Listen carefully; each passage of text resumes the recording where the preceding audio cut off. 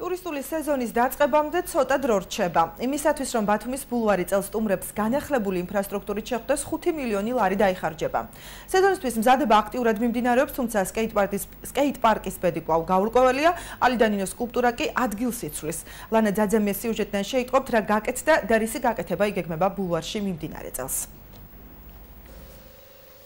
ბათუმის ბულვარი ტურისტული სეზონისთვის ემზადება. დასრულდა ზოოკუთხის რეაბილიტაცია, შეიცვალა ბულვარის გალავანი, დაირგო დეკორატიული მცენარეები, გამოიცვალა 720 მეტრიანი გარეგანათების სადენი. ბულვარში უკვე განთავს და 100 ახალი სამგანყოფილებიანი სანაგვეურნა. დამატებით 100 კი მაისის თვეში განთავსდება. დაგვიზრუნები, რომ შემოვიდა, უფრო კარგი იქნება, ქალაქი დაცული იქნება და ტურისტებისთვისაც ხელმისაწვდომი იქნება ეს ყველაფერი. მე ვიცავ მაგალითად და ალბათ ყველა შეეცდება, რომ დაისვას გარემო.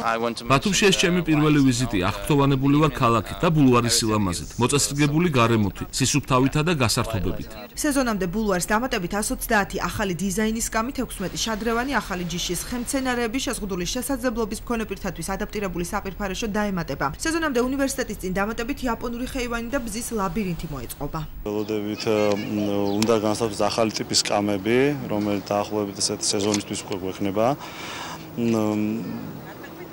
ბულვარის ტერიტორიაზე ასევე განთავსდება ახალი ტიპის სასმელი შადრევნების მაისის 15 რიცხვისთვის უკვე ნელ-ნელა დავიწყებთ დამონტაჟებას. ბათუმში ჩამოსულ ტურისტებს წელს ალიდანინოს ქანდაკებაც ახალ ადგილზე დახვდება. ბულვარის ადმინისტრაცია სკულპტურის ბულვარის სიღრმეში რამდენიმე მეტრით გადმოტანას გეგმავს.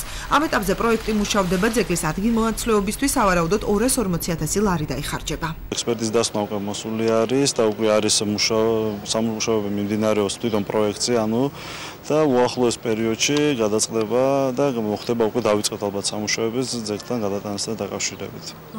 და ეს არის ალიდანინოს საუბარი, რომელიც ალბათ იქვე ახლოს ჩამოიწევს ისეთ ადგილზე, რომ სადაც ზღვა და ის უკვე ხელს არ შეუშლის. წლის ბოლომდე ბულვარის ადმინისტრაცია საფეხმავლო სამი ზოლის რეაბილიტაციას და იქ ბეტონის ფილების დაგებას, ზღვისპირა ზოლში კი კანალიზაციის სისტემის რეაბილიტაციას აპირებს. სამი ზოლის რეაბილიტაციისთვის ბიუჯეტიდან 3,200,000 ლარი დაიხარჯება.